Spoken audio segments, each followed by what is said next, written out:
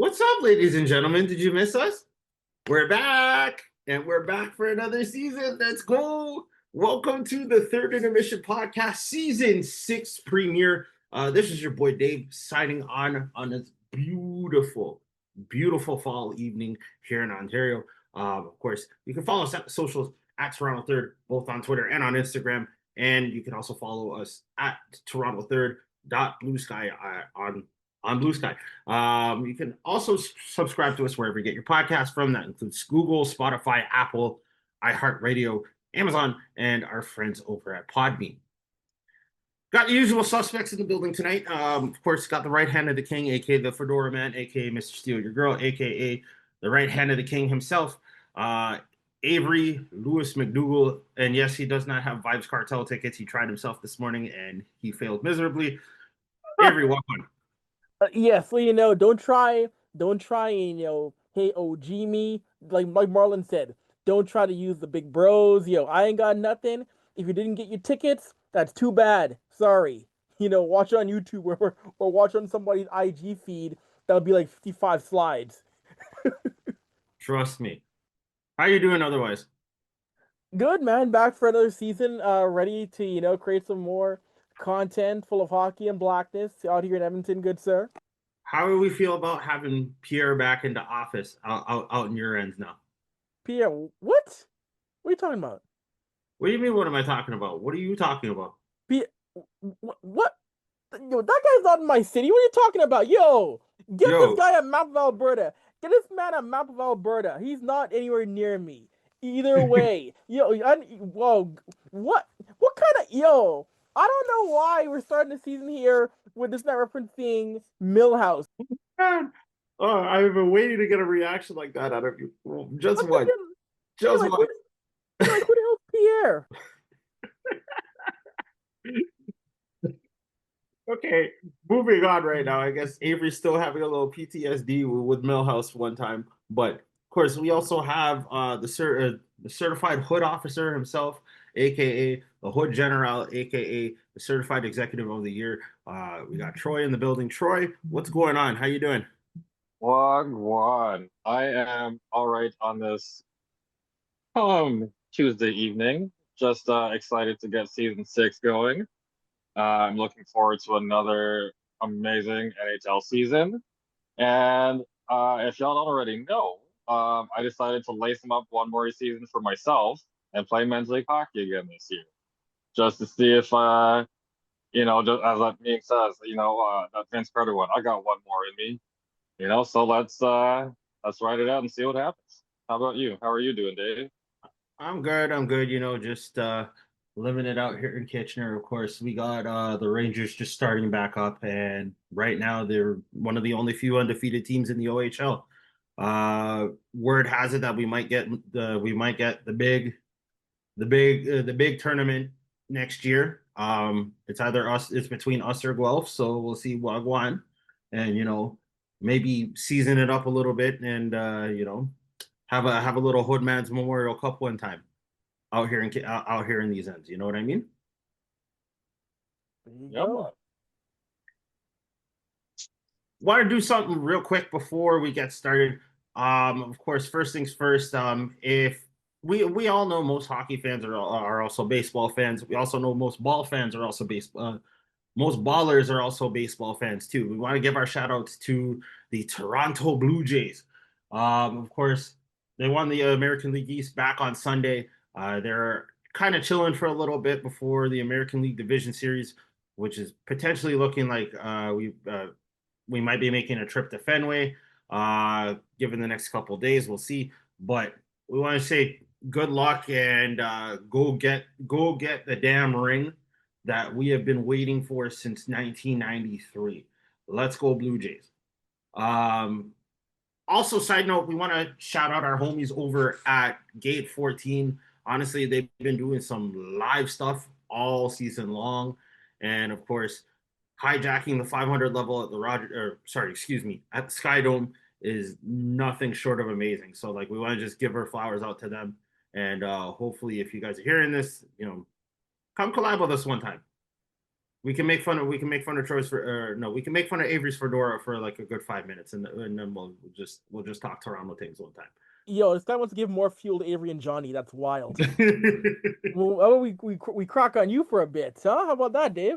Turn Hey tables man, on I mean, look, if you want to be calling me Kanye East out in these streets, then that's fine. But like, yo, dead what? ass. Like, What? Kanye, what? Oh, again, yo, I don't know. Again, these takes are from the mind of the one and only Dave Barnett, and they reflect only on Dave Barnett. God, I don't know. Kanye, all right, man, let's move it on. all right. Anyways, we do have a bit to Yo, talk about. We got the Leafs preseason. We got the Leafs preseason, and of course, the Leaf season coming up. We wanted to just touch on that real quick. We were also going to touch about Kirill Kaprizov getting a bag and mini, of course, getting himself signed to an 8-year extension. We also have some moves to talk about in regards to the Leafdom. We're also trying to see what's going on with the Sharks, like Wagwan with them right now. And then, of course, in basic Toronto news, of course, Troy went to go experience something with our boy, that dude McFly, aka Marlon Palmer. Got a little bit of a story for y'all on that one, so we'll let Troy tell you about that. So much and more in this episode, but the first things first, let's get to what we're here for, and that is Leafs hockey. So recently, we have learned that Anthony Stolar signed a 4-year extension worth $15 million, and that's split to about 3.75 mil per year, as one of, I guess, one of the best ways for the Leafs to shore up goaltending. Of course, Stolarz did steal most of the spotlight between the pipes during the season, and he was standing on his head very, very well. Unfortunately, he did end up going down in the first round due to injury, and of course, Leafs couldn't really get the job done after the second round of last year's Stanley Cup playoffs. But I gotta ask you to, with the Stolar signing right now, and of course the Leafs signing Reimer to a PTO, Joseph Wall, of course, taking a little bit of a personal break as he's currently dealing with whatever he's dealing with, and we send out our thoughts and prayers to him in case everything's all right. What does the goaltending situation look like in your eyes? Avery, I'm going to start with you. I think it's going to be a lot of Stolar starting the year in Toronto until Joseph Wall returns, if he returns. And again, of course, our thoughts Joseph Wall, and we'll see who else Toronto brings it. It might be you might see a Dennis Hildebay being in. You might see some more. You might see a start here or there for a guy from the AHL. But I do think, depending on the timeline, you're going to get a lot of Anthony Stolar to start the year, Dave. Troy, what about you? What do you think about this whole situation? So I was confused with the Reimer signing, but when you think about it, it kind of makes sense because Wall is gone for an indefinite period of time. Nobody, at least in the public, knows what's going on. I'd like to echo the sentiment, thoughts and prayers in case something's just not right within, the Wall family. I hope everything works out for the best. I have to agree with Avery. I think we're going to see a bulk of Anthony Stolarz for much of the season. The Reimer signing provides depth either at the NHL level or the AHL level because Matt Murray's gone. And with Wall gone, it leaves Dennis Hildeby, right? So he has limited NHL experience. So I mean, at any given moment when you want that 1-2 tandem that has the NHL experience, you can call up Reimer, and that can be it. Whether Reimer still has game left has yet to be seen to determine whether or not that was actually a worthwhile signing based on whatever goaltending they thought was available at the time. If they hold on to him long enough, they might just use him as trade bait to get a better backup, especially if Reimer, pulls the same stunts he did in Game 7 versus Boston. Knock on some wood right now that doesn't happen and it won't come to that. But I think he'll provide the stability we need. This is a much different Leaf team from the last time he was here. But I feel like it's gonna be one of those things again where when he plays, the team in front of him plays way different compared to the guy they utmost have their trust in. Hopefully they'll keep the same pace of play regardless of who's in net, because as a professional, that's what you're supposed to do. Mhm. But it all it's all hearsay at this point. But I mean, like, I agree with Avery. I think we're gonna see a bulk of Stolars to start the season. Um, who who starts the game that Stolars doesn't? It's probably most likely going to be Hildeby. So that way you get him some game action. So that way he's not sitting long periods of time without any act other than practice. Mhm. I mean, that makes a lot of sense because it's like obviously the Hilda Beast right now, as you both alluded to, does not have much experience. But like when he's between the pipes, it's like it's kind of a little bit of a crapshoot with him. Like some days he's on his game, other days he's off his game, and it's really hard to pinpoint. Like, okay, which Hilda B are we getting here? Are we getting the AL? Are we getting the AHL? One of the AHL's best goaltenders, or are we getting someone who's basically been hung out to dry because we have nobody else. We have nobody else that can withstand, say, an Ovechkin slap shot or an Ovechkin barrage of shots. Like, that's something that we have to really, I guess, partake and be a little bit more mindful of, especially when it comes to goaltending in the Leaf situation. Now, will Reimer be the guy that potentially gets us somewhere until Wall gets back? Who knows? But the other thing that we have to really take into consideration is that even with Stolars here, it's like who's going to be the number 1B or the number 2 at this point? Like, is it actually going to be Reimer, say come October the 8th? Or is it gonna be Dennis Hildeby? Or is it gonna be somebody completely different? Will Wall actually be back in time? Who knows? Like, this is something that we're going to have to definitely keep an eye on in this situation because goaltending is one of those things that you cannot be shaky on, especially when it comes to the beginning of the season. And if sports can teach anybody and everybody anything, it's that like even the most insignificant game at the beginning of the season can have massive implications down the road. If you think we're joking, it's like look at baseball this year. They got rid of the tiebreaker, and like what meaningless games in April have a massive significant difference in establishing who goes first and who goes to a wild card game. So that's one of those things that we really have to pay attention to going forward.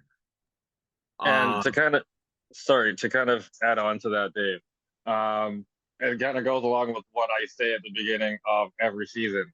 Points early on absolutely matter.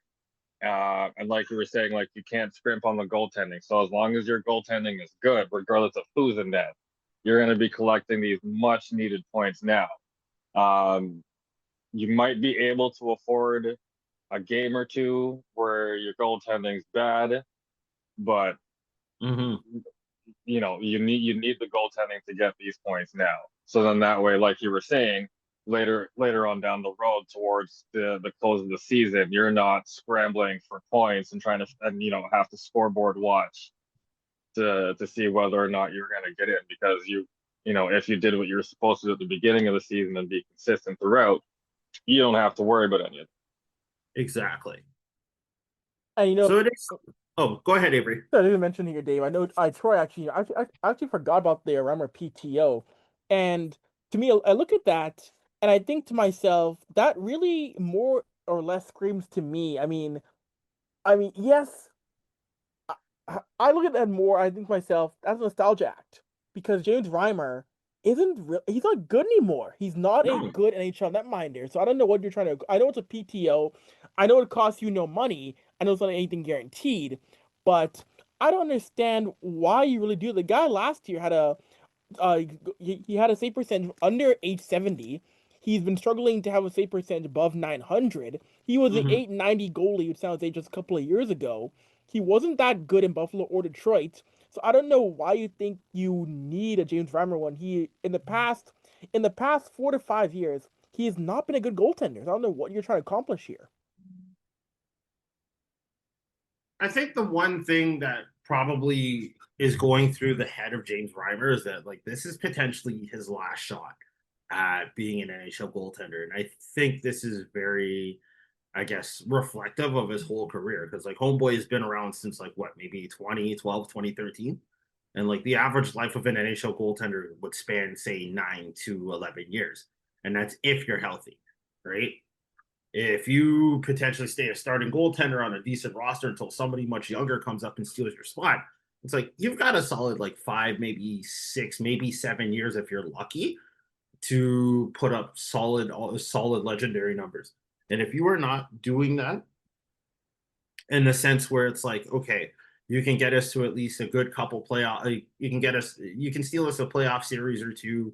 You can get us to like say a President's Trophy or a division title or what have you, right? Unless you're on game with what you're doing and sticking around even during those rebuilds, it's like you're pretty much useless at that point. Like you can be like a veteran presence for like say the goaltending core or what have you, like depending on your position, right? But like at the same point in time, it's like, what good are you if your save percentage is above a 900 in this game today? You know what I mean?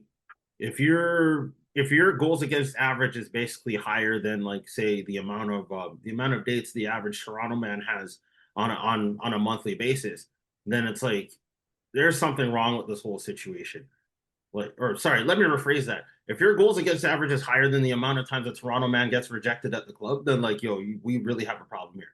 But like, what?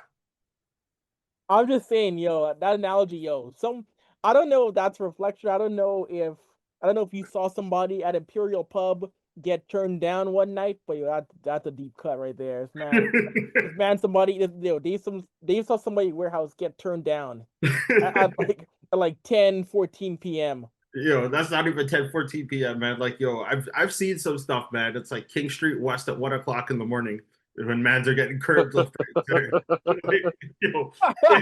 It's crazy out here in these streets, man. Like, there's Bear Gallons and there's Bear Gal and there's Bear Man Dev saying the bar is basically in hell. And like, dead ass, like if you're getting rejected from the club at like 1 o'clock in the morning with beer goggles on and you have a fresh suit on, you're coming from the BMO building or the Scotiabank building, and you're getting rejected, dog, just go home. Go home and put on some Netflix, dog. Run some Sade if you have to, man. Anyways, we're getting a little too deep into this right now. Let's get back to Leaf them one time. Other news, we have lost Max Pacioretty. Homeboy has officially retired as a hockey player as of today. And, after, I guess, 17 seasons, he's hanging it up. Give or take 17 seasons, Avery? Yep, that's correct. Yep. Retiring to join the Michigan hockey men's coaching staff. A long career, valuable career for Max Pacioretty, someone who was a contributor in all of his stops in the NHL, someone who that's the kind of guy where great leader, respected around the league, of course, someone who was a big cog for Montreal in the 2010s, early 2010s, mid 2010s.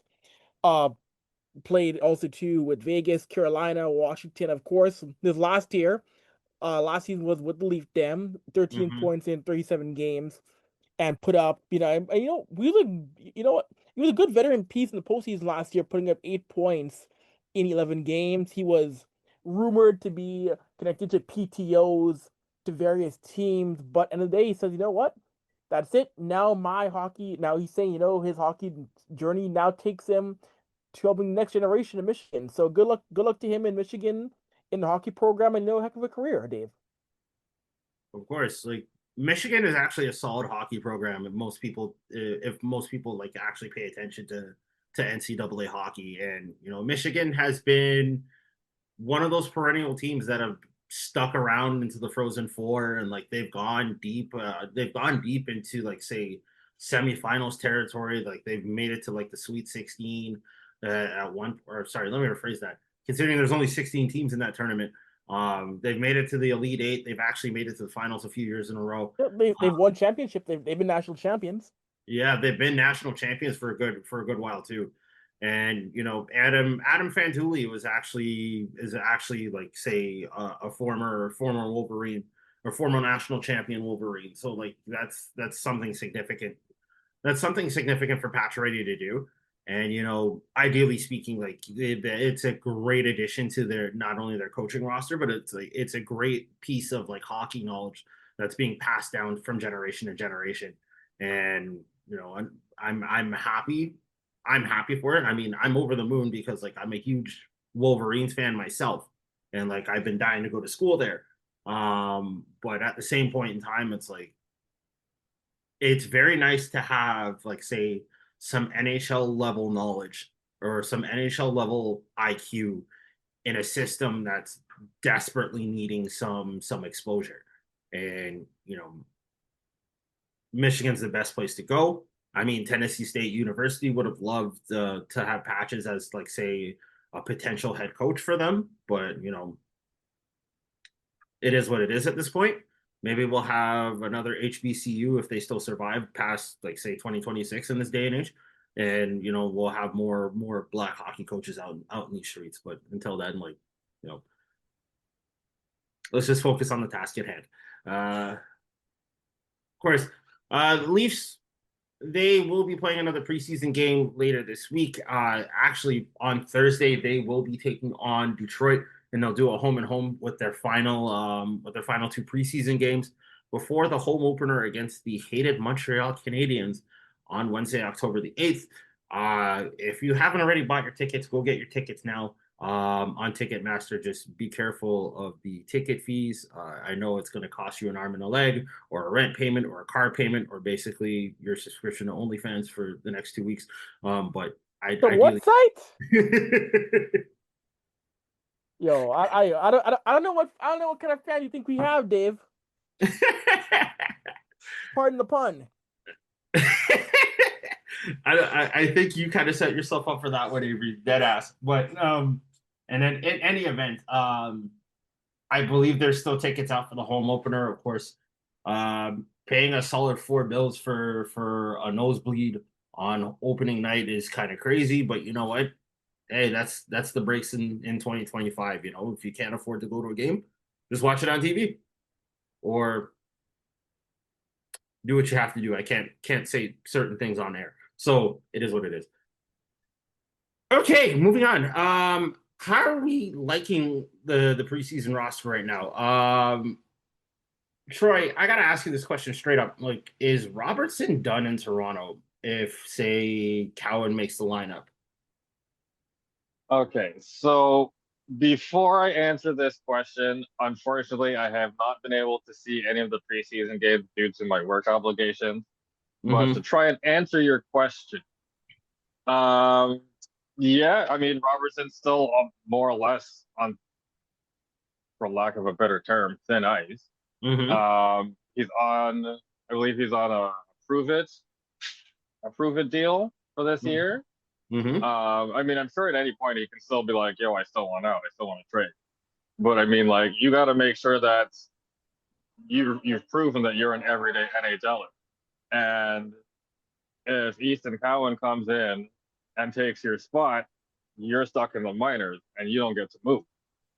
So I Yep. mean, like, you got to find a way to outplay him, gain a roster spot, so that way you can solidify your case as to either A, why they should keep you, or B, Mm-hmm. why they shouldn't move you. And if you can't do any of that, zip your lip and just play and be and just be ready for your call up. That's all there is to it.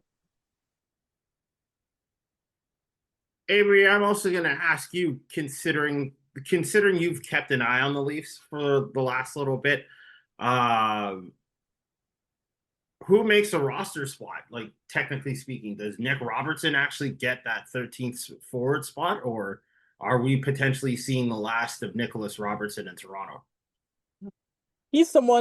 Robertson is someone that for ever since the Columbus year, the year the Leafs played Columbus in bubble, he's someone that Leaf fans have wanted to see stick on this roster for a little bit. And you know what?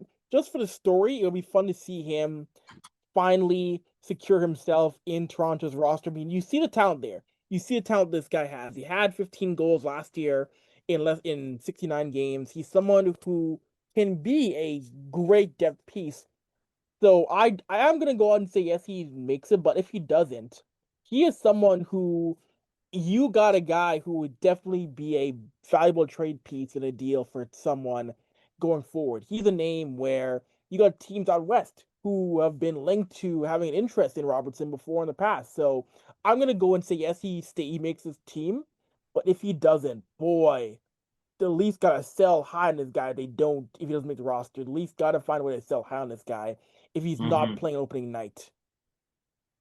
No, I fully agree with that. And like for someone with the amount of firepower that Robertson has, like I feel like he hasn't gotten a real shot at actually staying on a roster and like just producing the way he could.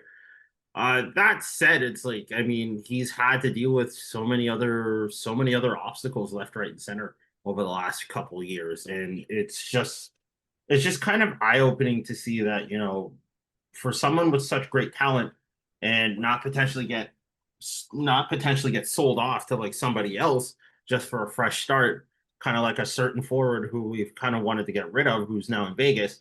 Um, you don't want to lose a piece like that, but then you have so many younger players who are literally coming up into the system, and they're practically out here like say stealing goals left, right, and center. So it's like, can you really hold on to a piece like that at this rate? And like I feel like Treliving really has a serious decision to make. Like, is he going to hold on to Robertson or is he going to use him as a trade piece? And this prove it deal really puts everything in perspective right now. It's like if he doesn't make the roster, he's practically getting traded. And it's like if Cowan makes the roster, he's practically gone. So it's like there's so many variables for Robertson to like literally have to deal with in this situation. And honestly, we hope he sticks around, and if not, like he's gonna be a perennial piece for like say the other 31 NHL rosters out there. And it's gonna suck to play against him, but you can't really hold on to a talent like that and expect not to do anything, right? So that's something that we're gonna have to like really keep an eye on in this situation. Um, as it stands right now, like the Leafs have some very solid decisions to make over the next couple days, and if they can say limit the roster to like 23, 24 players and get a practice squad going with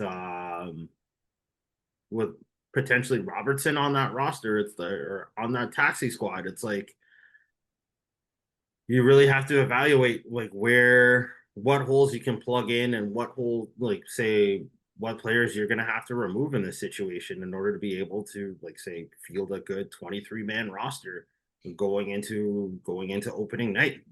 And the curtain call is coming very like the curtain call is literally next week. So that's going to be a very harrowing situation, not only for the Leafs brass, but also for the Leafs roster, like for the Leafs roster in general.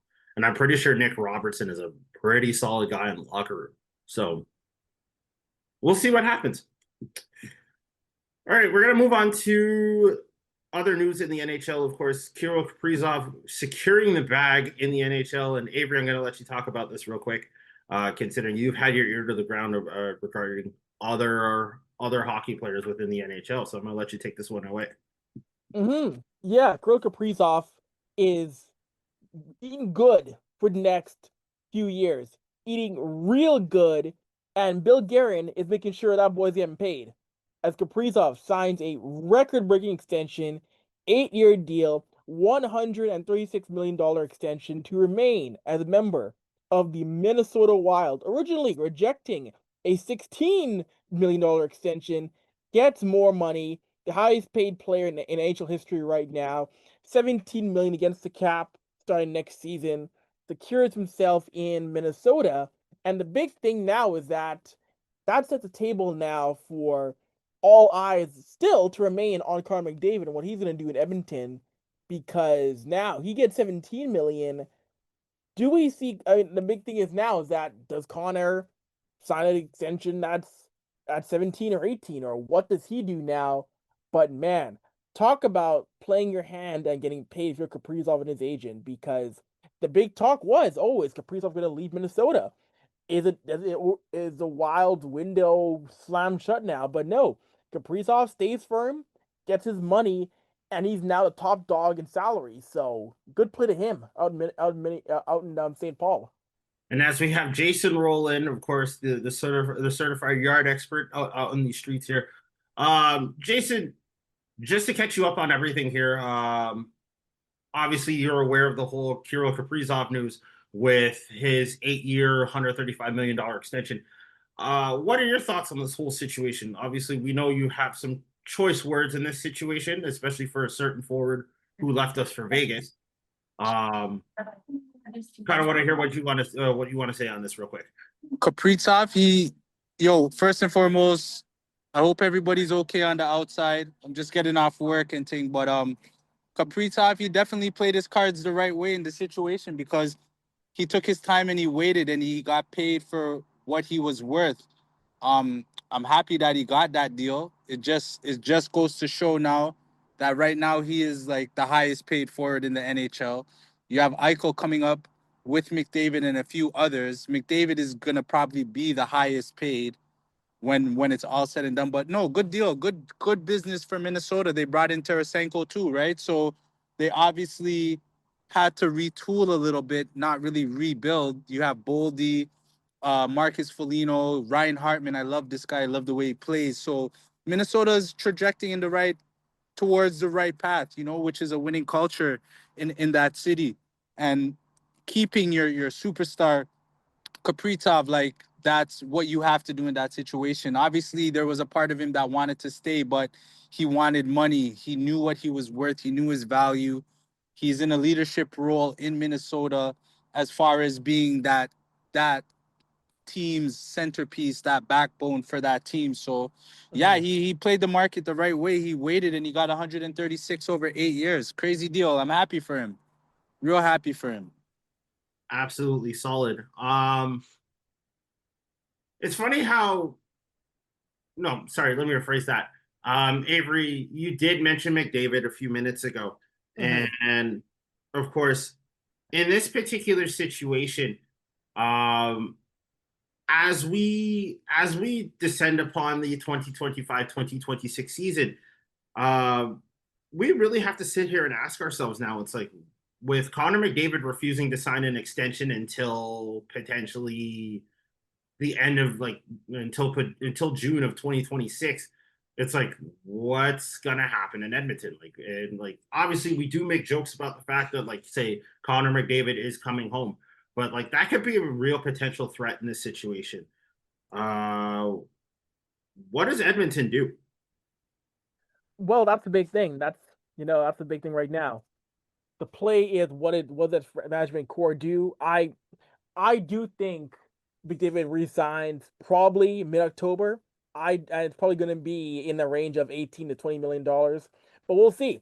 Does he take a little bit less to help this team going forward? Does he take a little bit less to help them possibly try and bring in a Connor Ingram to be that 1B with Stuart Skinner? Right now, the only person who knows exactly what is Connor McDavid and his camp. People like to, some people, I'm not going to name names, but there are some people who have tried to say, oh, he's going to do this, he's going to sign this time, and they've been wrong. I'm not going to say who. There's a podcast in Edmonton that's been very wrong, and they got to stop trying to predict it because they don't know jack. They don't know a thing. They've tried to predict it more than once, and they've been wrong more than once in terms of what they're going to do. I'll just say as much. That podcast needs to stop over their head, because and it's, if you know who, but it's just really right now, it's no one knows for sure. So you know what? It's a matter of, like, cool your jets. But I do think McDavid does resign before November. That is my prediction. Do I know for sure? I do not know. Will I act like I know? Hell no. Because it's my prediction. Troy, what are your thoughts on this? Like, what? Like, I know you really talk trash about the whole. I know you talk trash about the whole, like, McDavid coming home and what have you. I was about to say McDonough, and I'm like, wait, what's wrong with me in this situation? Am I having a stroke? No, Connor, of course, we do talk about and we do joke about with Avry that he is coming home to Toronto, but like this, like I said, and to pose the same question that I did to Avry a second ago, it's like this is going to be a real credible threat in this situation. What do we do? Um, Whatever Connor McDavid decides to do. I think you just got to let the season play out and see where things are headed, because you know that he's got expectation from Edmonton's management to make sure that he's surrounded with credible pieces that can help get him back to the Stanley Cup final and actually win a cup. Mm-hmm. Is there a real possibility that he comes to Toronto? I mean, as of right now, not likely, but it's still something that's very much in play. Um, in terms of Agreed. what he would get, definitely 18 to 20 million. Some people think that amount of money is ludicrous, but remember, baseball players make obscene amount of money, especially pitchers. You know, they get somewhere like $235 million, and they're getting paid, you know, north of 20 mil to throw a ball every 5 days. And I mean, like, when you have arguably the best player on the planet, you got to pay him as such. Like, you got to find a way to open up that wallet, the vault, you know, something. Win the Powerball, who knows? Like, you got to find a way to pay the man. You know, so it's just a matter of what Edmonton is willing to do to keep him, what number they're comfortable with in terms of paying it, and also keeping an eye on other teams too, because you never know, somebody might screw them all up and send him an offer sheet, and then that might really throw things like into unknown territory. So we'll just have to see. But yeah, this man's definitely getting at least 20 million, because there's no way that you're gonna get Kaprizov that kind of money and not give the best player in the world more money. No, I fully agree with that. Obviously, if I'm MLSC right now and like I'm looking at the situation and salivating at it, it's like I have to make a decision here. Am I holding on to Matthews when his deal is up? Am I holding on to other players as well? Am I gonna put another cog into the core four situation? Or am I going to try and find a way to like entice McDavid to come here, offer him basically the world, see what we can sell off, and then sign him for whatever. You know, like it's a really weird situation because it's like, yeah, you have two of the best players in the entire, or you have a potential to have two of the best players in the entire hockey world on the same roster, right? Of course, one is a goal scoring machine, the other one's a playmaking goal scoring machine, and it's like you have two generational talents on one team. It's like, what do you like? If you're MLSE, like you cannot stop drooling at the idea of that. But like, what do you do in that situation? And I'm gonna pose this question to all three of you right now because it's like this is a very hot button topic, and like I it could be something that we could potentially see if McDavid doesn't sign anything by November. Well, you got to figure out a way to do it without tampering.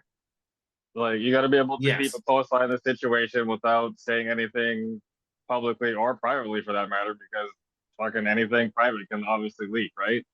Mm-hmm. Um, yeah, you just gotta, all the 31 teams, they gotta monitor it without tampering, um, and just trying to feel it out from there and see what he might be willing to take, or where he might be willing to go. My question, I'm gonna reverse it here. My question is, if in the odd chance that Connor decides to leave Edmonton, other than Toronto, where would you realistically see him going? Do you see him staying in the West, or do you see him coming to somewhere in the East? Like, what what teams do you, I mean, obviously every team could use a Connor McDavid. Like, Let's let's be be real honest about here. that. Like, you'd be drunk to say you don't need a Connor McDavid because everybody needs a Connor McDavid, regardless of But who you say you are. yes, but realistically, where do you think he would decide to go, other than Toronto?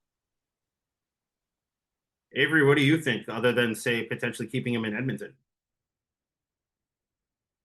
As a man with a no trade clause and who can dictate where he wants to go, if it did come down to either McDavid being traded or him walking, to me, it's only a 2 to 3 team horse race. It's not a race between every team in the league. That's not happening. He's not going to any and every team in this league. So realistically, if he didn't come back to Edmonton or wanted to leave, it's yes Toronto, and I would say the LA Kings and the New York Rangers, and that's it. You really think New York has a shot at McDavid, even though James Dolan is an idiot? Absolutely. Absolutely. Yes, I'm not a James Dolan guy. Yes, he's a bumbling clown. But yeah, you look at the market, you look at a team that I do think has a fair shot at McDavid. Yeah, I do think it would be the Rangers. And the Rangers and the Leafs and the Kings. And beyond that, you're out of luck. You wouldn't even potentially see him in, like, say, a Montreal uniform because, like, I mean, they take their hockey very seriously in Quebec, and we all know this. That is true, but I don't think McDavid will go to a place where he can't. I think if he goes to the Rangers, that window reopens a little bit, even with the bumbling in the organization. To me, Montreal isn't there yet. I don't think Connor wants to wait. He wants to find a way to win right now. I think LA, you got a shot at that. I do think if he goes anywhere, I think maybe a Colorado. Colorado could, but then again, how do you make it work? How do you make the money work with that? Exactly, because That's it's a like problem. you have to pay McKinnon as well, and like, That's a problem right there. I mean, yeah. so to me, it's a very limited group of teams that would interest McDavid if he does leave. I think it's at the most 2 to 3 markets that have an actual legitimate chance. I mean, I can't disagree with that. I mean, Toronto, New York, and LA do seem like very viable options. Jason, what do you think? If you can hear us. No, I can hear you. I just had to make the announcements, Juan, for a little bit. Where do I see McDavid? I think it's only down to 2 teams, bro.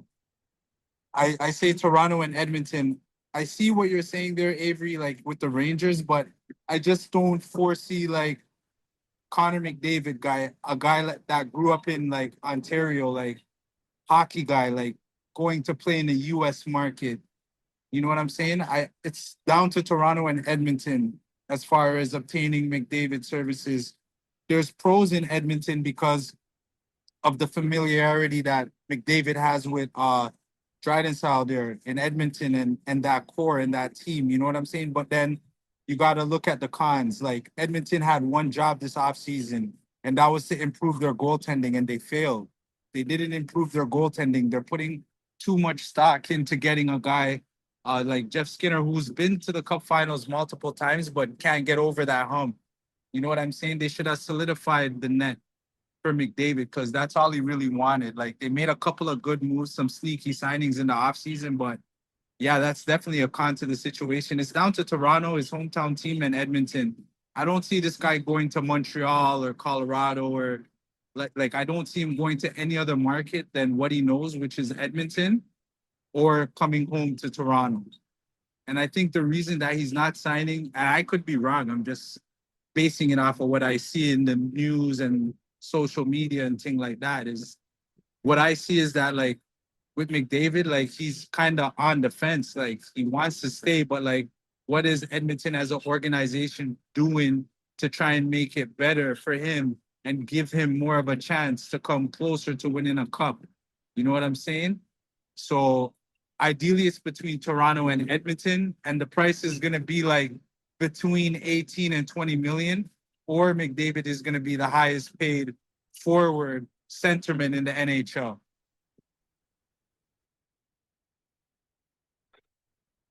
Very interesting stuff going to into the season, because we all know that this is going to be a very highly debated topic, especially amongst all hockey influencers and all, like, say, hockey media. So like we're going to keep an eye on this situation.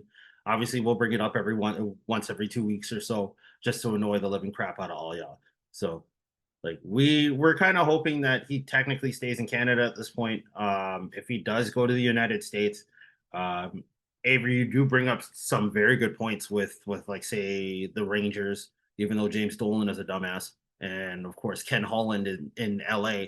The familiarity there is not only significant but also practically huge for, like, say, anybody who grew up in the Oilers system with Ken Holland at the helm. Um, but it's still up in the air right now. We don't know if he's actively signing a deal, like, as we speak, or if he could potentially be, getting ready to pack up his stuff and leave. We don't know. So that's something that we're going to have to look into in this situation. Before we start wrapping up this episode, we do want to just touch on something real quick here. Of course, the Sharks have, in a little bit of a funny moment here, the Sharks did have a little bit of a banner issue. They did put up a banner with the wrong information. Um, Recently, they raised a banner back earlier this week in regards to their division titles. Um, it says that actually, Avery, I'm going to let you explain this a little bit better, because like I'm just seeing this now, and like I might crack up laughing. So if he can, well, I think we may have lost Avery for a bit. Like, he's trying to buy Vibes No, Cartel I'm tickets. here. I'm here. I'm here. Oh, okay, never mind. I guess the Ticketmaster. Forgot I was Okay. forgot I was on mute for a second there, but yeah, to add to Dave's point, it's probably the greatest level of how does this happen? How does this ever get up in the public eye? But the San Jose Sharks recently hung a banner up celebrating their President's Trophy win in 2015, 2016. And guess what? If you know your hockey history, the Sharks didn't win in that year. The Capitals won the President's Trophy in 15-16. The Sharks were in the 11th place in the league that season. Although, yes, they made it to the Cup final that year, they did not win the President's Trophy. So I do not know how that banner gets printed and hung up and gets past the eyes of the organization with an incorrect championship win. I don't know how that happens. I don't know how. How did it get past people's eyes? It sounds like somebody's getting fired at that point, and like, honestly speaking, like, whoever's on that graphic design team is practically either just looking for a new job on Indeed right now, or just, you know I don't know what's happened in that situation, but that's pretty crazy. I mean, like, imagine having a championship banner printed, like designed and printed like that, and then you do something that's stupid. Like, if Uh, it it it's funny. And Sharks president Jonathan Beecher said on this Sunday it was a printing error, and they've already ordered a replacement banner. But either way, that is very funny that you won the President's Trophy. Yes, they did win it, but not in 2015, 2016. That I I just don't know how that is even possible. I couldn't genuinely tell you at this point. I mean, that's like, say, taking the Raptors NBA title banner and reprinting one and saying like, oh, they won in 2020, when we know the Lakers won in 2020, although the Lakers shouldn't have won in 2020. Or But more, that's a, more like one of your divisional banners saying you yeah, won the Atlantic, saying you won one of your divisions, and like say the Raptors won the division last year when you know it didn't win the division last yeah. year. Who won the division last year? Was it Boston or was it New York? In last year's We all know Stanley, Philly didn't do shit. no, yeah, no, the Raptors they were the champions of tinfoil division. That's what they were winning last year. Oh boy. I mean, am I wrong? That was not a good team last year. That was a team deep in the rebuild last year in the NBA. That was not a team that was winning anything last year. But no, but to answer Dave's question last year, No, there was Celtics who won the Atlantic last year.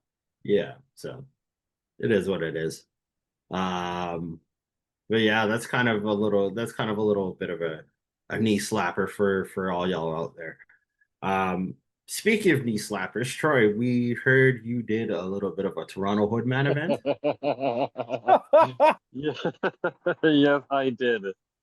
All right. On September 20th, Code and I, we went to the Naya Center in Toronto at Oakwood and Vaughan. We did a thing called Toronto Jeopardy. It was very entertaining. I had a blast. I was actually one of the contestants in round two. I feel like based on the questions, I probably would have done better in round one. But it was a great event put on again by the Nia Center. Marlon Palmer, aka that dude McFly, over at the Extra Gravy podcast. And we're hoping to do. We're all hoping he does it again next year. It was fantastic. One of the rules to Toronto Jeopardy was you don't answer like how you saw it, how we're used to seeing it on the TV show, where it's like what is or who is, whatever. Every response had to start with a certain man said. So real Toronto. I feel like I got hosed on one of the questions. One of the question was this Toronto subway station has the best patties.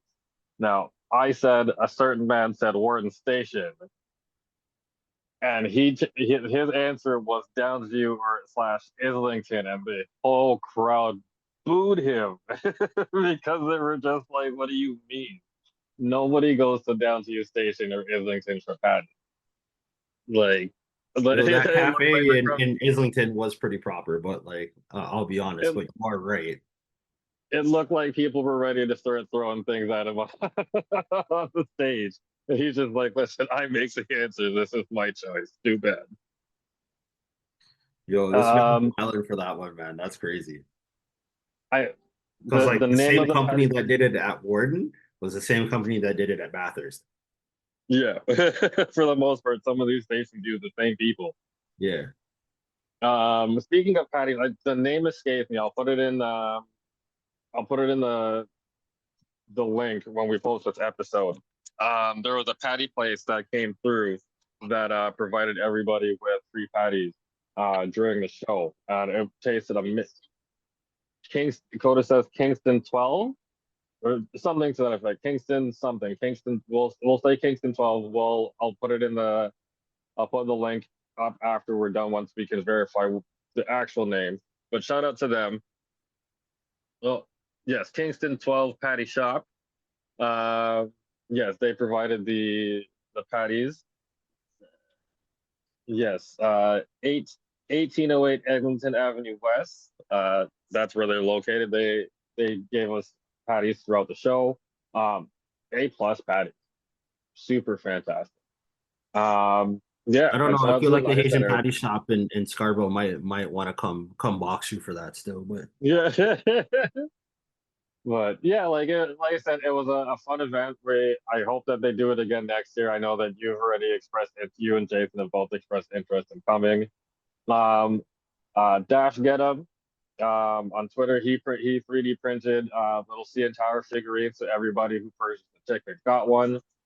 I do remember seeing a couple people being warned super quick, don't sit down because the statues were placed straight up. So if you sat down and didn't see it was there, that thing was going straight up your butt.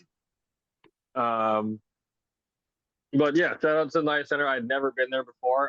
It's a nice, spacious, super clean facility, which, some of these other places,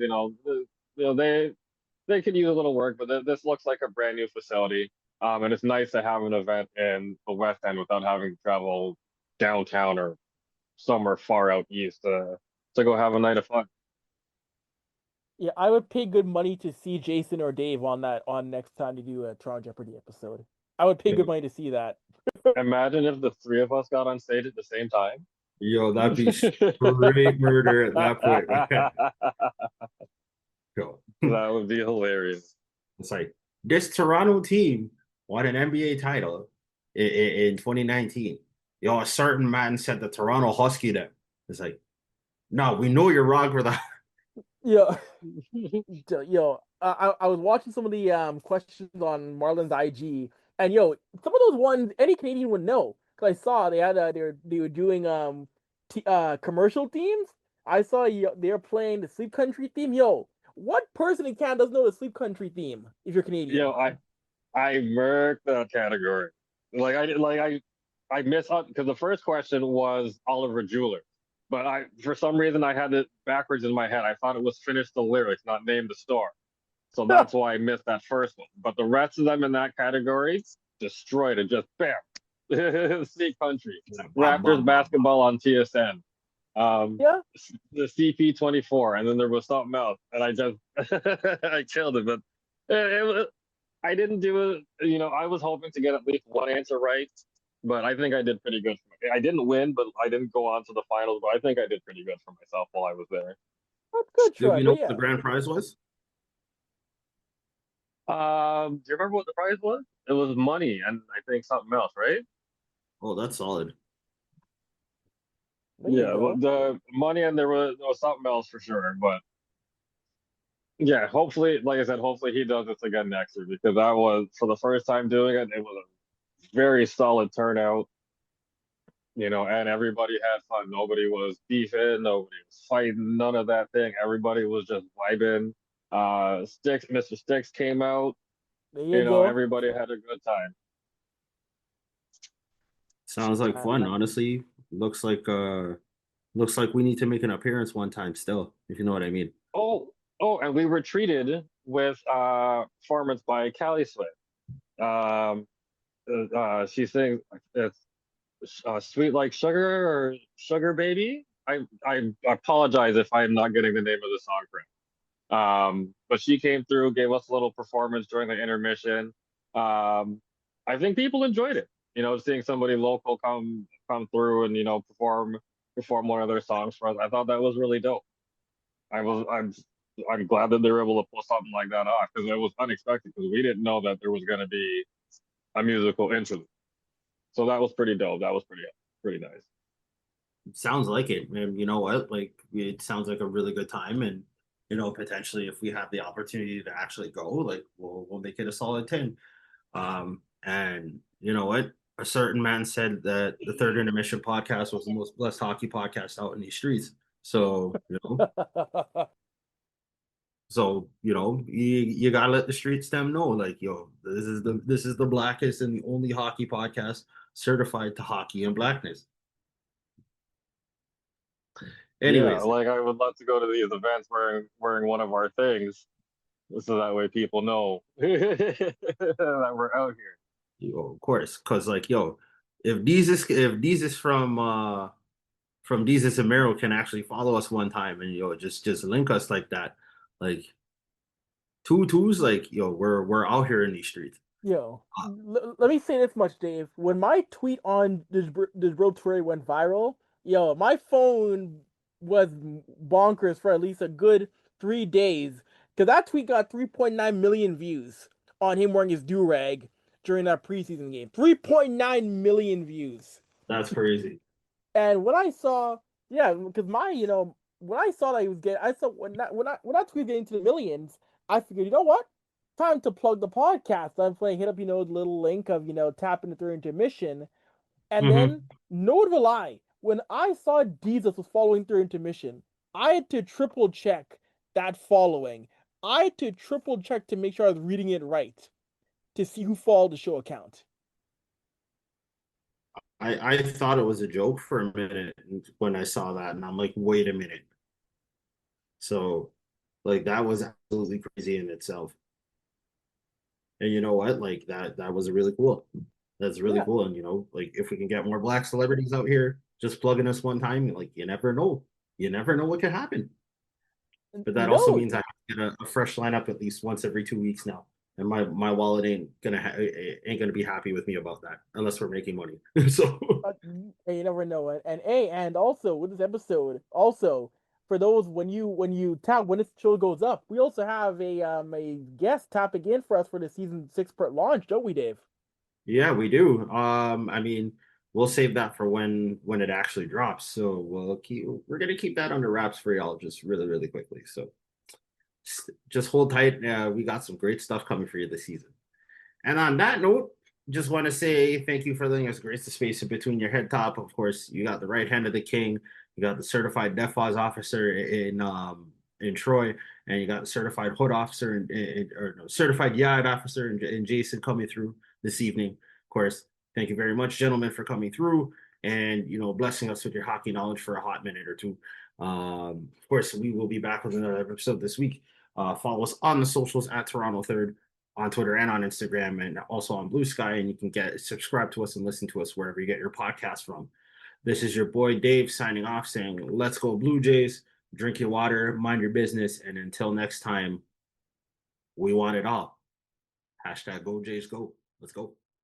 You're listening to Donnovan Bennett, your girlfriend's favorite reporter, and I am chilling with my favorite podcast with the crew from Third Intermission. Stay locked in. Ladies and gentlemen, as Bone Thugs and Harmony would say, it's first of the month. You know what that means? New opportunities, new successes, new chances for abundance, new chances to piss people off. Let's get at it. Anyways, you can always find us on the socials at Toronto Third, both on Twitter and on Instagram. And you can also follow us at Toronto Third Blue Sky on Blue Sky as well. You can also subscribe to us wherever you get your podcasts from. And that includes Spotify, Google, Apple, iHeartRadio, Amazon, and of course our friends over at Podbean. I got the right hand of the king himself, Avry McDougal, out here as well, looking dapper as ever. And of course, we have ourselves a special guest for our season premiere. We have a great in Toronto sports media himself, Donnovan Bennett. Donnovan, how are you doing this morning? I'm blessed, man. Great to be here talking and chopping up with you guys. Thank you so much for having me. Of course, man. We're happy to have you here, and honestly, we're excited to see what's going on with everything, and of course, we're also very excited to chop it up with you as well. So, of course, how our interviews normally go is this: we try and have some fun. We also have some hard hitting questions, and then at the end, we do a little speed round where it's just like we'll ask you a bunch of out of pocket questions, and hopefully you can just answer them on the fly. You think you're ready for this? Yeah, let's do it. All right, excellent. So, first things first, you want to let us know what's going on with you right now, because obviously we know that, well, I'm pretty sure the world knows that, say, you have officially decided to, I guess, hang up the microphone over at Sportsnet. I don't know if the world knows because I don't know if the world cares or is watching me too tough. But yeah, between the Score and Sportsnet, had a great run, 17 years, which is crazy. That when I started, you know, some youth was born and now they can, drive a car without their parents in the passenger side seat. And yeah, so super excited in terms of what might be next. Nothing to announce just yet.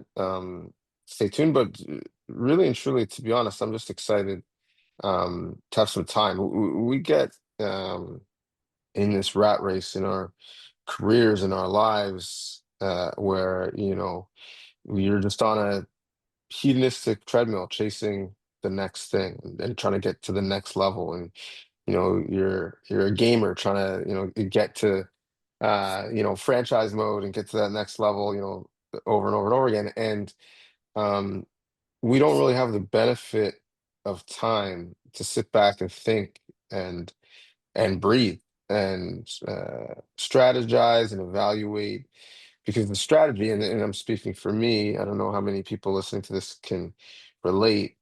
The strategy is just really on survival mode. What do I have to do? What do I need to do? What is the best chess move for me right now, based off of the clear and present danger? And so, I've had the pleasure of learning, about and from different cultures based off of my time at Sportsnet and some of the work I did. And one of the things I love about learning about Indigenous culture, and it's October 1st. And so we, want to show love to all of our Indigenous brothers and sisters who, we stand in solidarity with after Truth and Reconciliation Day yesterday on September 30th. Well, one of the things I love about their culture is the 7 generations piece of it and that mantra. And essentially, for those who don't know what that means, is like any decision that they make, any movement, any choice, any piece of you know, something they're going to add to their culture. The thought process is, what does this mean for the 7 generations to come of our people? So we're not really doing something that makes sense right now, return on investment, ROI, this year, this quarter, something. No, this has to be sustainable and fruitful. And so when I zoom out and think about my life, my career, my wants and needs, my family's wants and needs, it's just nice to have a bit of time to press control, alt delete, be excited about chasing something, excited about reimagining what life looks like and what my relationship with work looks like, and where I want to make impact. And so, yeah, that's the stage I'm in now. I'm in R&D, research and development, just spending some time. My key performance indicators every day are making sure my 2 kids get to school on time and that I'm not late to pick them up, because I do have West Indian parents, which means that I was always uh, one of the last kids picked up because they are always late for everything. So yeah, so I right now there's some things I'm working on, but I'd say I'm writing in pencil, not pen, in terms of figuring out what I want to do next, and really taking all of the lessons from my time at Rogers and at the Score before that, and trying to apply it to what's next. I should say though that I recognize that everything I just said is super privileged, right? Like most people in their careers or in our industry don't have the benefit to be like, yeah, just gonna take some time, take some meetings, and get out a whiteboard and plan. Um, and so I felt like I was at a age and stage in my career where I could do it, and if I didn't do it now, I probably wouldn't do it. And so that's kind of where I'm at. I'm for those who watched Homeland, I'm like Carrie Matheson right now.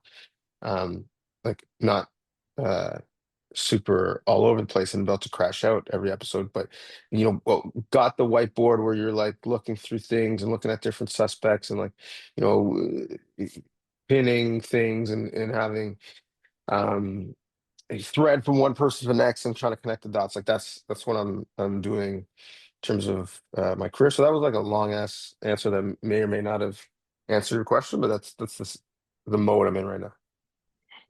I mean, that's pretty long-winded, but you know what? I rate it and I'm going with it. So honestly, it's beautiful, it's eloquent, and you know what? I'm 100% for it. Um, when you were at Sportsnet, I'm pretty sure you had to deal with a whole whackload of issues when it came to just not only being a sports media personality, but also having to be a Black sports media personality. And of course, there were probably some trials and tribulations with that. Tell me what your thought process was, especially during, say, 2020, when Black Lives Matter had started coming to the forefront of, like, say, the sporting world, and how you had to process that. Yeah, so I'll give you some insight that I don't know I've shared um, publicly, because leading up to 2020, if you think back, and it seems like a different life ago, but increasingly race was becoming part of the sports conversation, and it was literally impacting sports, right? There was a stick to sports movement where you know people on the political right went after LeBron and Steph Curry, and even to a certain extent Kevin Durant. When they were in content, being outspoken on some of their beliefs. Kaepernick kneeling was a nonstop story. And really, I don't know if people remember, but in pregame shows, the way that we have, fantasy news, betting news now, stardom, situm, over, under, it was a block in terms of, all right, and this is who kneeled today, and this is who didn't kneel, and this is who we're expecting to kneel, and this is who we're expecting this owner to respond to the kneeling, and this team has decided to kneel all together, but they're going to do it before the anthem and not during it or not after it, right? It was the whole thing where there's an accounting of, not just in the NFL, cross sports, who was uh, being overt with their activism. And so as that story continued to develop and wasn't contained to just necessarily football, people were going at Megan Rapinoe for kneeling and being outspoken as a U.S. international soccer player. I was interested in it, start to write about it, but people would look to me to further the story or give context on whatever the change and the update in the story was.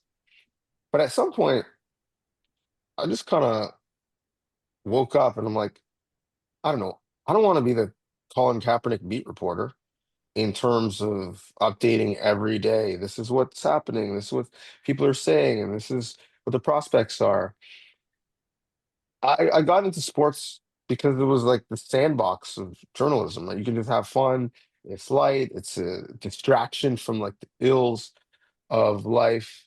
And now I'm waking up knowing that I'm going to go to a meeting, be assigned a Kaepernick story, and that my Twitter thread is just going to be full of hate and disgust. It's like what? One, like this is not exactly what I signed up for, even though I do enjoy the discourse and the conversations. But two, there's some confliction. But okay, if I don't write about it, who's going to? And furthermore, do I trust that other people will write about it properly and accurately and fairly? And so this was an internal dialogue that I was already having. Then George Floyd happens, and just like everybody, I, you know, saw the video and watched the video, and I had a newborn, pretty young son at the time. Um, and I mean, there's no way to calculate this, but I do think it hit me differently having a seed because for the first time, although my adult life is riddled with, these videos, Eric Garner, Mike Brown, Trayvon Martin, uh, et cetera, et cetera. For the first time, when I'm reading the police report or I'm watching the video or I'm hearing the testimony, I'm envisioning my son in that spot and not myself. And so when George Floyd's screaming for his mother, I'm not thinking about me screaming for my mother. I'm thinking about my son screaming for my wife. And that hit me certainly different, but I felt like there's a lot of people that were just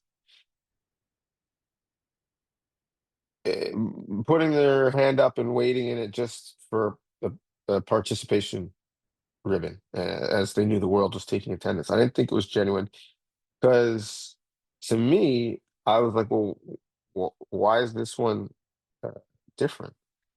Um, we just had a Mod Arbery not long ago, right? Where's that energy uh, for that? Um, we, we still don't have answers. Um, when a woman is gunned down in her house um, within seconds of the police being there, why is there no energy for Breonna Taylor? So at first I was like, I'm not touching this. I'm staying away. People are exploiting this story. There is no, at the time, obvious sports angle. And then I was on a Zoom call that was the best way to describe it is like group therapy of a bunch of other Canadian Black journalists. Kayla Gray, shout out to KG, kind of spearheaded it and organized it. And we would get together and talk every once in a while. There's a group chat, and I was on that. People were weighing in on how it was being handled at their workplace and how they were feeling emotionally and personally and spiritually. And I, I, I said to the group, yeah, like, I'm not touching this. I'm not covering it. I don't have the energy. I feel like this is just another story that people are hot for a week, 10 days, 2 weeks tops, and then something else happens, and something in politics and some natural disaster, or whatever, or mass shooting, and then the news just goes to that and forgets about this. And Morgan Campbell, to his credit, stepped up and was like, "Oh no, you're gonna cover this and you're gonna write about it." And for better or worse, there are clicks in these stories. And if someone's going to get the clicks, let it be you. And you are well positioned to cover this properly. And I really took that to heart because I respect him. And I know he wouldn't just say that to say it. And so I did start writing about it, and eventually did become a massive sports conversation. And there were sports implications when leagues shut down. And also, it wasn't a 10-day or 2-week story. It continued to be a story for months, for essentially the spring and summer of 2020. And so I've been obviously dismayed on how that energy over time has relaxed, and now I'd argue we've moved backwards.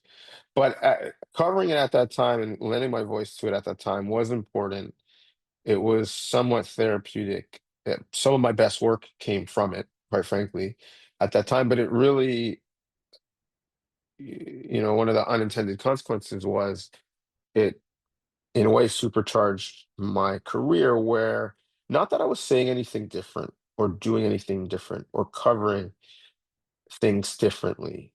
Uh, but the stakes had changed, the audience had changed. And I remember there was an executive um, that I work with, and he said to me at the time, you really found your voice during this time. And I was like, I think I have. I don't think I found my voice. I think I found an audience. But my voice had been the same. But either way, it was really important to my career, and again, to me personally. And so, yeah, I look back at that time, and it is a bit come see, come saw. It's a bit sweet and sour for me, because I had reservations that any of these changes that were being implemented would have been lasting, and we've obviously seen that many of them haven't. But I do think that that time opened up almost a playbook for people to be less apologetic about having similar conversations afterwards. We talked about our Indigenous brothers and sisters, you know, the conversations they've had, when we found burial sites countless times since. The Stop Asian Hate movement that started pretty much right afterwards, in the midst of uh, the racial reckoning, when our Asian brothers and sisters were disgustingly attacked during COVID.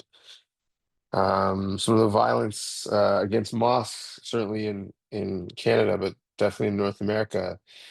Um, as people of color, or really any equity-seeking group, we were often taught from our ancestors to kind of be docile, don't make too much noise, say, thank you, please, just get in where you fit in, right? Assimilate. And that is a survival technique that they have had to exhibit, and so naturally they want to pass it on to us. But for whatever reason, our generation is a little bit more bullish and less apologetic about some of the changes that they desire. And uh, their response after George Floyd's death is a great example of it. And I think it opened up some eyes in terms of how other movements could flow afterwards. And I think it also opened up some hearts and minds in terms of what allyship can look like, not just for Black people, but for other groups. So yeah, I don't know if that TED Talk answers that question, but that's kind of how that journey has been for me personally and professionally.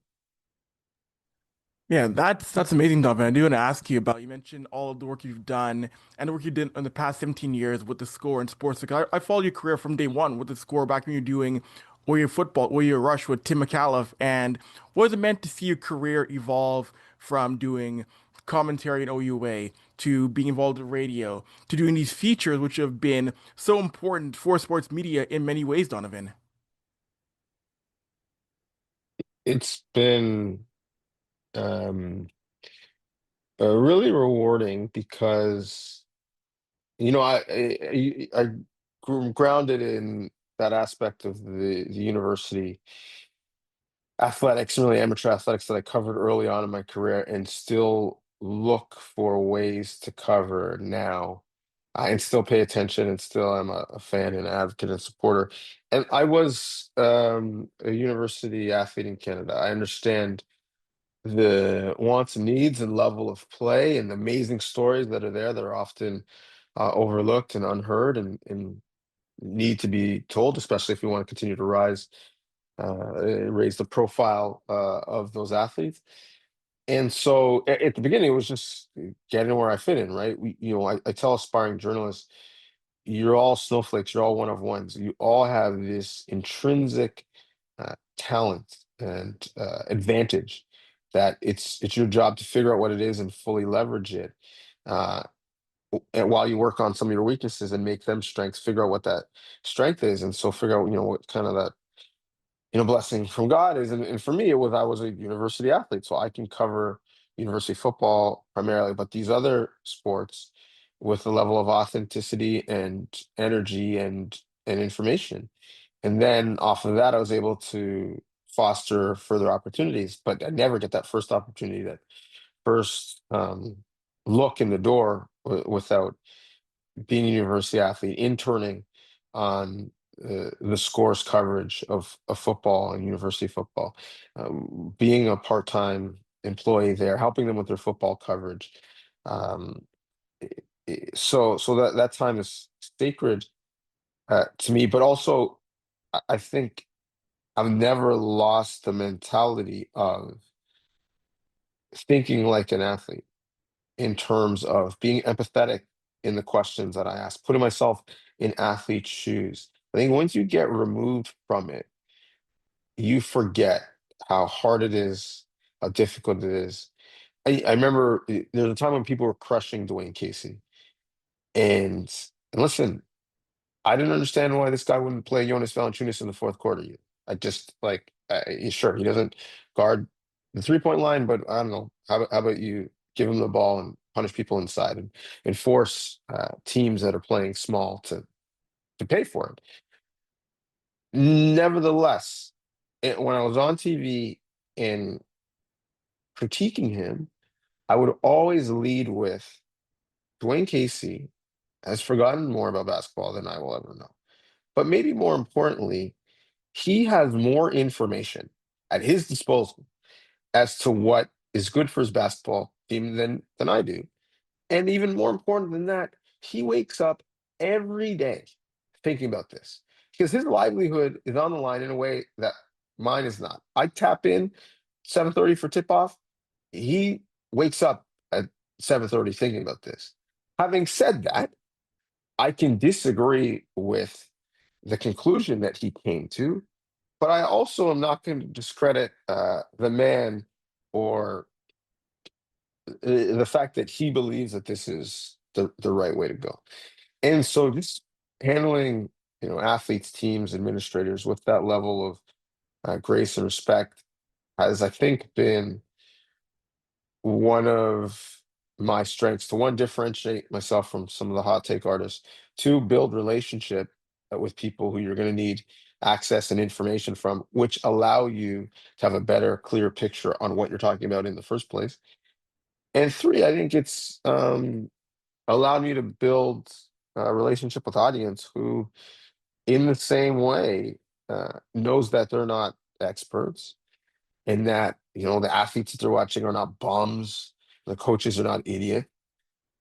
They want context around what they're seeing, so that even if they don't agree with all the decisions, they understand the rationale as to why they're being made. And I think that's kind of the lane that I've carved out for myself. That's been beneficial, and it is rooted in my time covering university athletes and being close to them, but also being one myself. That's amazing. And of course, Donovan, of course, for yourself, you've prided yourself in making sure your content is great, that the audience loves it. But one thing I remember you wrote about a few years ago, you wrote a feature on what it's like to be a black sports media reporter in Canada. And it was a great feature where there was a lot of great quotes that came in. And I just want to ask you, what has it meant to yourself? Because, you know, for myself, someone who is black in Edmonton, I've walked into CFL rooms and NHL rooms and among black players and realized, oh, there's a brother in the media, and a lot of these guys who work in hockey and in the CFL, to them, it's rare to see a black reporter in the locker room. They don't see it very much in Canada. So, what was it meant to you to go and, you know, in your past and present, to go into locker rooms across the country and talk to, you know, other black journalists or black athletes and have that bond? Because, of course, end of the day, of course, your main goal is to create content that is of solid quality, but wasn't meant to find that bond that you mentioned earlier with Kayla Gray and Morgan Campbell, but also two of the athletes who realize, you know what, hey, yes, you're a media, but you're also coming to the locker room as a person of color, as a black person.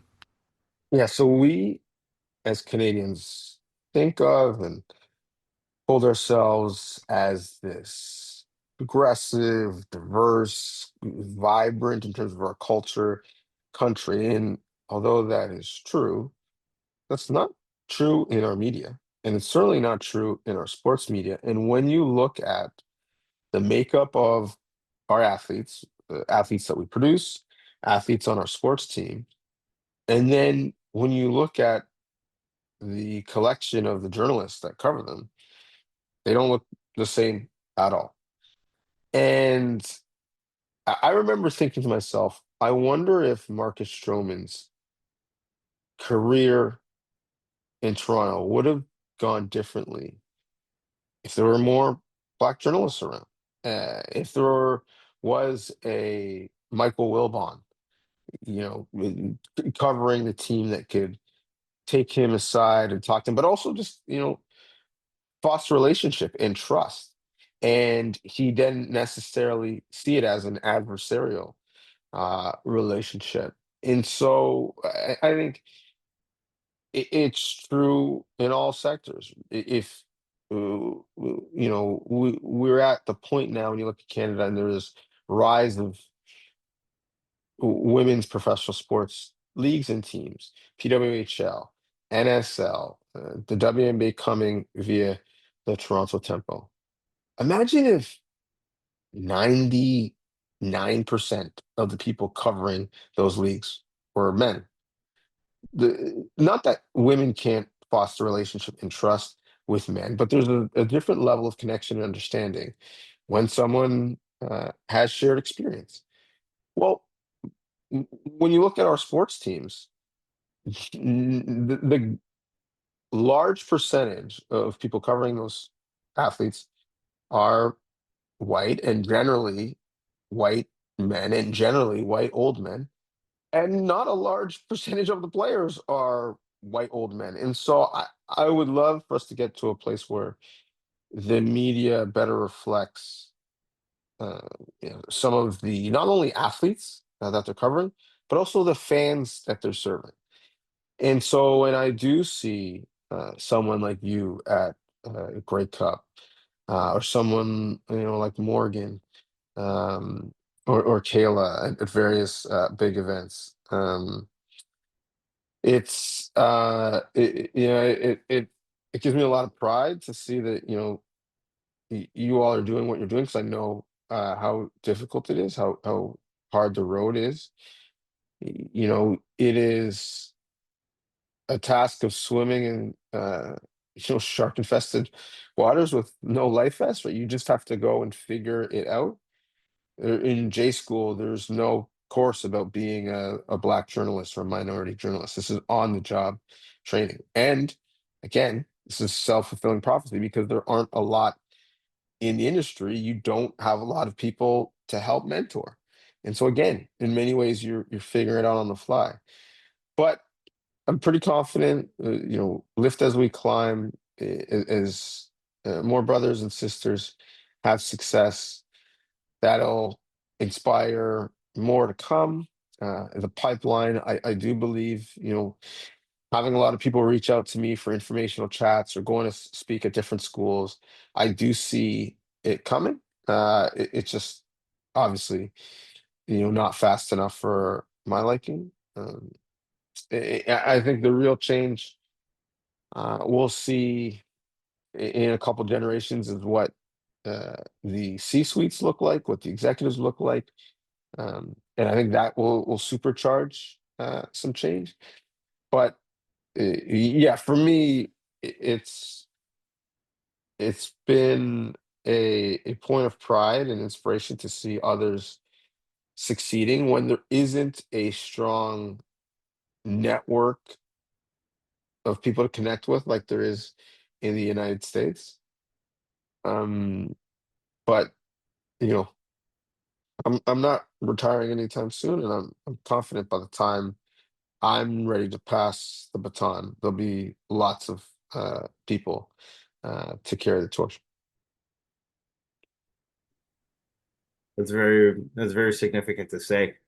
I gotta ask, what was your favorite playoff moment, considering you've covered so many over the last 17 years? Like, what sticks out to you? And I'm probably sure you're going to say the Raptors NBA title run in 2019.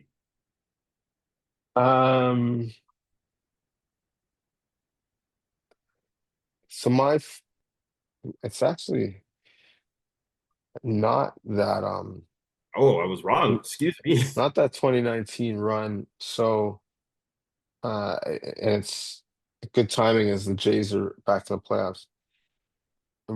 My grandfather, who immigrated to Canada in '67, got here, saw the Leafs win a Stanley Cup, fell in love with the sport because he saw the parade and saw that the parade, looked like everybody in it.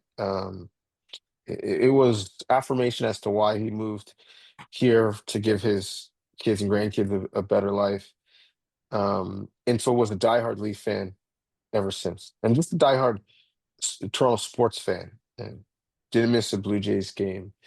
Didn't really know much about basketball, but when his grandkids were like, "Yo, you need to get NBA TV Canada on your TV so that when we're over for holidays, we can watch some ball," became a fan of the Raptors, as he would call them, in his Jamaican patois.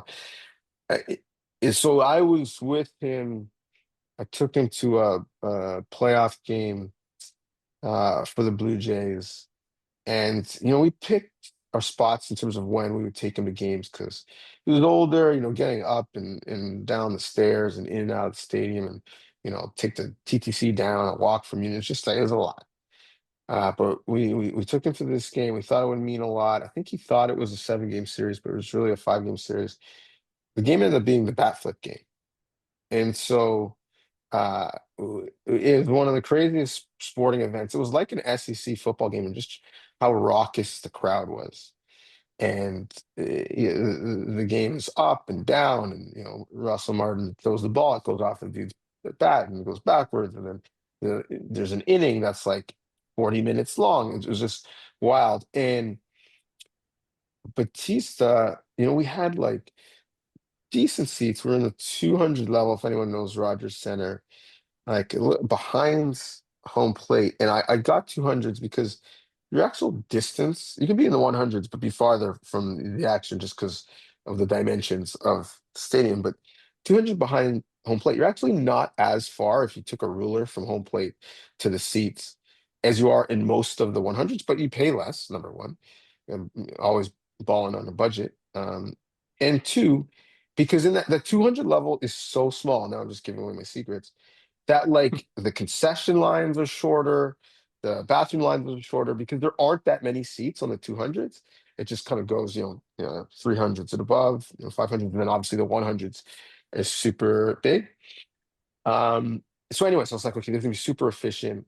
And actually, when you walk into the Rogers Center, you're kind of almost pretty much at the 200 level, and then you got to walk down to your seat, or again, thinking of the steps with the old guy. Anyway, long story short is, so we're there, 200 level behind the plate. Batista just smokes this shot, and if you remember, he doesn't really move, like he doesn't really react until he throws the bat. But like my grandfather, who's old and couldn't really see, like he didn't realize he hit it out until the crowd went nuts. So like there's this two ovations. There's ovation on contact, and then there's ovation when it's out and when he throws the bat. And so m- m- uh my granddad didn't really like Batista, I suppose. Both the two people in the stadium who didn't react on contact was Jose Batista and Clifton Bryan, my grandfather. And so just remembering that vibe and then leaving um the Rogers Center that night. And again, like we can be such a divided uh country and society, but nothing brings people together like sports events. Everyone on the street is chanting "Let's go Blue Jays" or chanting "Jose, Jose, Jose." Police officers are out in the street, like high-fiving everybody, waving rally towels. Like it was just such a great vibe. I do think sports are important because I guarantee you, everyone went to work that next day feeling like a foot taller and just having, swag on 100. And so that's my favorite sporting event in the postseason. Batista's bat flip game with my grandfather. And I was actually on a group chat talking about this. When you think of the great players, let's use baseball as an example. In Canadian sports history, they all have a signature moment. Obviously, Jose, it's the bat flip. Joe Carter, you know, game winner, World Series. Robbie Alomar, Homer against the Oakland A's, where he puts his two hands up in the air. Donaldson, going around from second all the way, sliding in to home for a win. On a double play ball. They all have Edwin, a wild card game, walks it off at the parrot. They all have this signature moment. Vladdy does not have a signature moment. And so I just feel like it's time for Vladdy to get that moment, whatever it is. So I'm super excited to see it. Really quickly before we go into our speed round, because I know you're about to run out of time. What was your favorite hockey moment while being a broadcaster And That's I easy. wanted to make it a little more eloquent, but I think I kind of just derailed, kind of like the Leafs did most playoff rounds. That's easy. Yeah, that's easy. Four Nations this past year. So I was in Boston doing some stories, doing essays after every game in the gold. And, you're kind of, okay, how long are we going to have to travel for? If Canada's not in the gold medal game, people aren't going to care about the gold medal game, whatever. So, how long are we extending it? And I was like, yeah, book it and book the hotel. Like they're going to be in the game. And hey, it's a weird format. You don't really know until, all the round robin games are over. And given everything that was happening, still happening in the world, but it was red hot at the time because it was fresh. The Canada and the US, and it's not having best on best for a while, and this new sense of Canadian pride, but this new sense of American threat. Like I love Canada versus US, whether it's soccer, 4x1 track, now basketball. Like if it's Canada and US, like sign me up. But in hockey, historically, right? It's like sometimes with the US, sometimes with Russia, but now like it's the US. And so to see the Boston TD Garden, taken over by Canadians, belting out the anthem while the Americans there are booing it. And Boston also a city that many Canadians have moved to for work. And to see also the level of play, like I had pretty good access, and it's the best hockey I've ever seen until we get to Italy for the Winter Olympics. It was just wild to see that like everything was playoff plus in terms of the level of intensity and the scarcity, right? Like it's not 7 games, it's not 4 rounds, it's right now, and that's it. And as we saw, it's on site. Like drop the puck, we're fighting. So yeah, the Four Nations was wild, and to see it go down, and to see Canadians afterwards celebrating in the streets, and it was like not to go back to war times, but it was like you got this victory on enemy territory, and Canadians putting on a Canadian hockey sweater on the Gordy on the statues outside of the TD Garden, putting a cowboy hat on the Bobby Orr statue, and then basically having to run, but not get in fights with the local Boston fans, and it was cool. It was tense because you're like, I feel like something could go down in any minute, on or off the ice, but that was special. So yeah, real thankful I had the credential for that one. Amazing.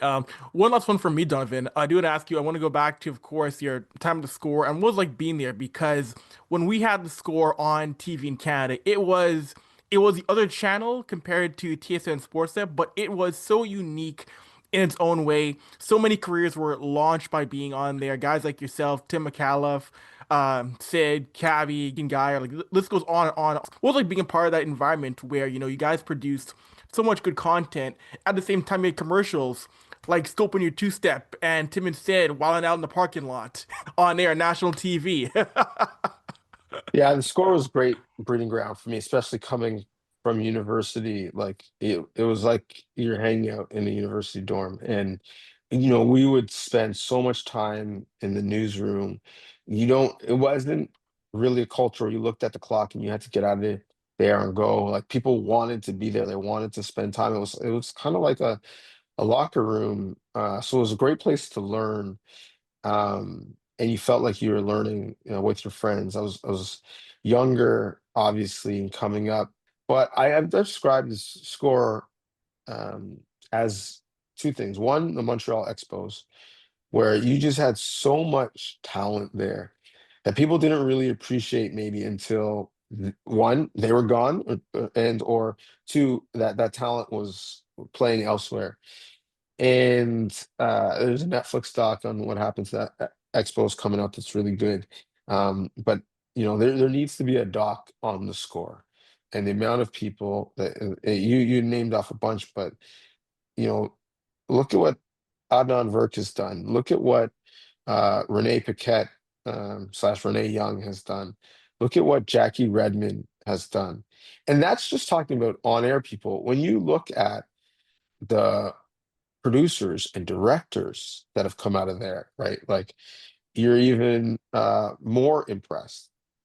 So I was real thankful I had that time and that experience. And yet you can't turn on TV now without seeing a Score alum: Glenn Sheeler, Sarah Orleski, Laura Dykin, Christian Jack. Um, the names go on and on. Faisal Kamisa, Danielle Michaud. So yeah, really thankful that I'm one of that cast and crew. And then I think the other way I would describe the Score is the Score was TikTok before TikTok. Like we were doing snackable content, funny things, trending things. Like we were doing it on linear TV before anyone else was, and we didn't have the rights. we have the league relationships, but that freed us maybe to be a little bit more innovative and take a few more chances.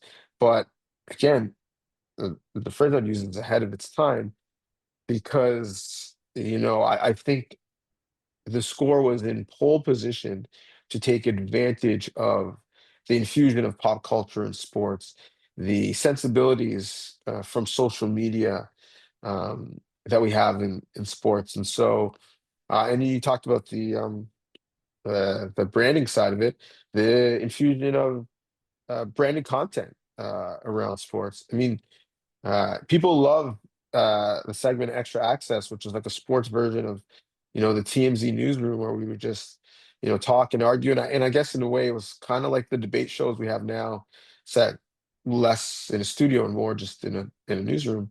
But people may forget that it was Burger King Extra Access. Like that was a brand partnership. And so again, I feel like the Score um, television station, because I should make the distinction for those who are listening to this and who were not old enough for the television station. Uh, that the Score app and brand and Score Bet all still exist and all have done really well since. But the Score television station proper um, would have been a monster if it was still around. But I'm thankful that I was there to start my career because I made some great relationships, some great friendships, and had a great time. Awesome. All right, so let's hit our speed round really quickly here. So we're just gonna ask you a bunch of random fire questions. Don't even think about it. Just say them off the top of your head. Like I said, have as much fun with it as you can, and just be you. So you ready? Yeah. All right, perfect. Most embarrassing moment you've had as a broadcaster? Being a first show on Blue Jays Extra Access, and I was talking about the change of the batting order, and I misspoke, and I said Jose Batista likes it in the 2 hole, and yeah, that wasn't good. Oh boy. Oh man. Oh my goodness. Oh Yeah, man. it wasn't good. First That first hit on the show. that is jokes. I'll get one for you, Davin. Favorite West Indian spot in Toronto? Oh man. I mean, uh, pasties probably. Um, Best patties in the city. Don't at me. Um, Randy's is obviously a crown jewel and a treasure. Jerk spot. I mean, I said a couple. If I had to pick one, I would say Tasty. Okay. Best place to get a lineup while you're on the road? Oh, I don't get a lineup on the road. I don't stray from a barber that I know and trust. So it's Solid like answer. Solid me. answer. Yeah, no, it's a me like the when is the last possible time I can get one before I fly out, and then when's the first available spot when I get back? Yeah, no, Okay, perfect. Have you ever gotten anybody on the Hockey Night in Canada panel to eat Caribbean food at all? And if so, who was your favorite reaction? I haven't. I mean, I'm sure Amber eats Caribbean food, so we'll remove Mhm. him from this equation.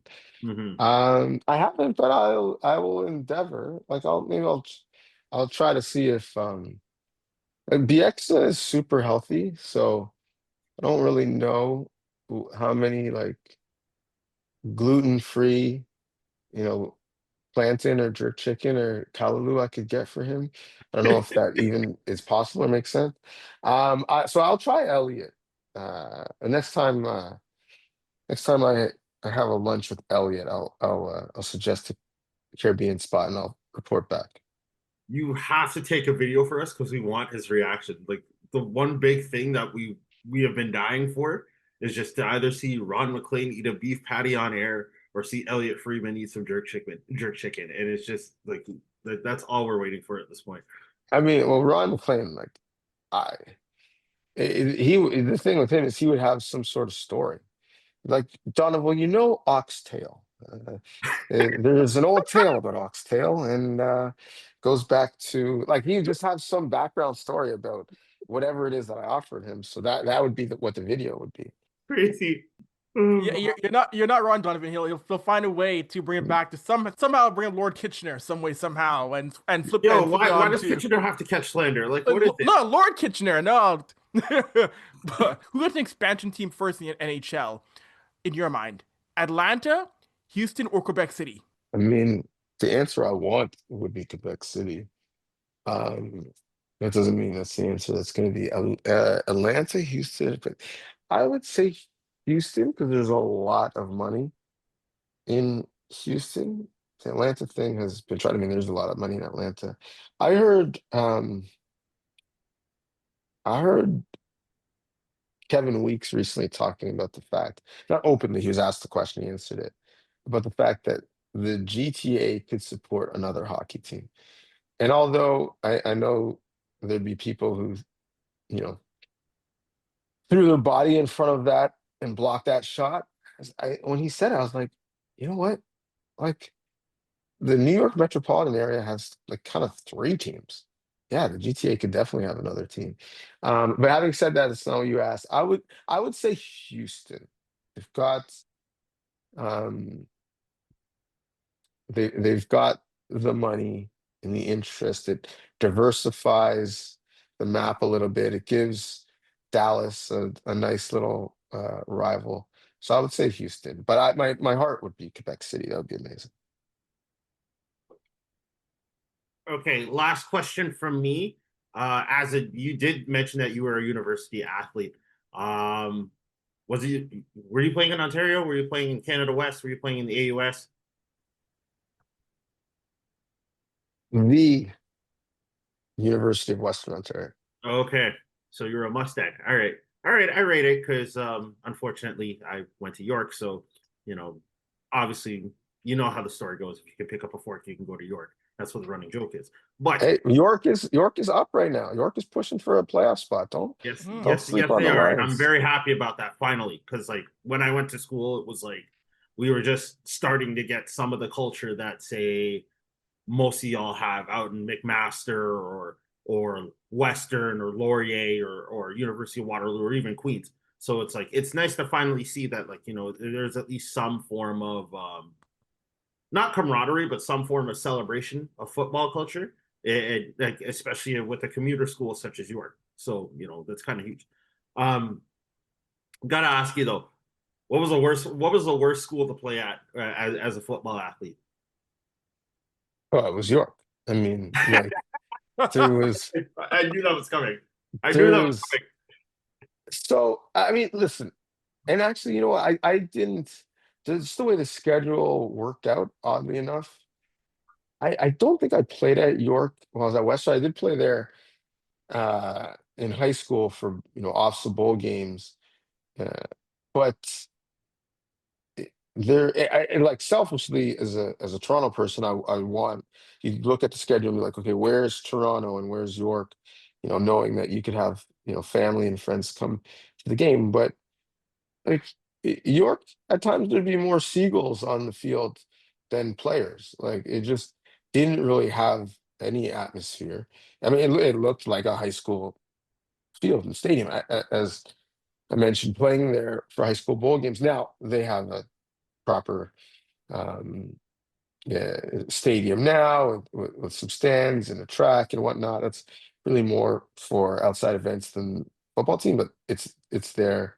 Um, none the less, shout out to AFC Toronto and New York United who are playing up there. What it would be York. Waterloo's not great. Um, They used to play. Waterloo and Laurier actually used to play on the same stadium, on Laurier Stadium. Waterloo has a stadium on campus that isn't great. So actually, they might be the worst now. But at the time when I was playing, it would have been York. But I should say I played like 1,000 years ago, and credit to the schools who have invested. McMaster has new facilities since Windsor has new facilities since Queens has new facilities since Toronto has new facilities since York, as we mentioned, has new facilities since Laurier has facilities on the way. Guelph has upgraded their facilities since. So yeah, it's really been a 180 where there isn't really a bad place to play in Ontario. Although actually, while they were changing the facilities in Toronto, Toronto may have been the worst. And again, I liked playing a couple subway stops from my house, but when we had to play in Toronto, we had to change in like trailers, like basically like portables is where our locker room was as visitors. And I remember like again, this is a track school. In the end zone, you had to like navigate around, like Stu Johnson, the commissioner of the CFL, is talking about, like, oh, you got to navigate around the post and you're throwing posts. At York, you had to navigate around like the steeplechase that was like in the end zone and like, uncovered. Like there was just like a bunch of challenges playing at Toronto. So one of the Toronto schools would have been the worst. But now they have very nice facilities. So shout out to the municipal provincial government and both institutions for investing in their football teams. And now they both have been much more successful than when I played. So there you go. Avery, you got one more before we wrap up? I do have one more for you here, Donovan. And I'll bring back to the world of football. Just what are your thoughts on the CFL changes that are coming in there? Some of them are radical, some of them aren't that radical, but some of them are very radical that will certainly change a lot about Canadian football in the coming years here. Yeah, so I'm a believer in the saying that perfect is the enemy of the good. And so any change you make, one, people aren't going to like because they don't like change. Two, you can critique them because they're not perfect. But if we just waited around for perfect solution, we would never do anything. My only concern is, are these things right for the CFL? But does that mean they're right for Canadian football? And those are two different things. You can do something that's right for the 9-member clubs, potentially 10 if we get a team in the Atlantic. But a bunch of those clubs play in, we're talking about infrastructure and stadiums, play in stadiums that are shared with youth sports teams, where the CFL team often is a tenant, not an owner of the stadium. Percival Molson in Montreal for McGill and the Alouettes is a great example. Where's the goalpost going to be for that game? And if you're making these changes, is the end zone 15 or is it 20? And if we're making these changes, who's paying for the change? And if you're changing that one stadium, does that mean that they got to change Peps and Laval? And who's paying for that? And so you see the trickle down effect of this is not just 9 CFL owners and the league ops doing this. This implicates and impacts 27 universities who do not make decisions quickly and who don't necessarily have the discretionary budget to change field just because the professional team in the area thinks they should. Thus, it impacts, I would argue, thousands of high schools who, again, play city championships and provincial bowl games and summer league football on university campuses and in some cases on CFL stadiums. And so what rules and what stadium and field considerations are we having for them? So in the US, as much as they do things poorly, they do think of things holistically when it comes to sports. There's legislation that says you cannot play football on Friday until the high school season is over if you're college or pro, because Friday night is for high school football. You can't play pro football on Saturday until the college season is over, because Saturday is for college football. And then obviously Sunday is the NFL day, which is why the NFL plays on Thursdays or during COVID on Tuesday and Wednesday, because they don't want to bite the hand that feeds them. They want to grow the game holistically. And in our country, I think we need to be better aligned at all levels of sport. But we're talking about football right now in terms of Is this good for the feeder system? Is this good for the grassroots? Is this good for the average Canadian? And we start and end at the same place.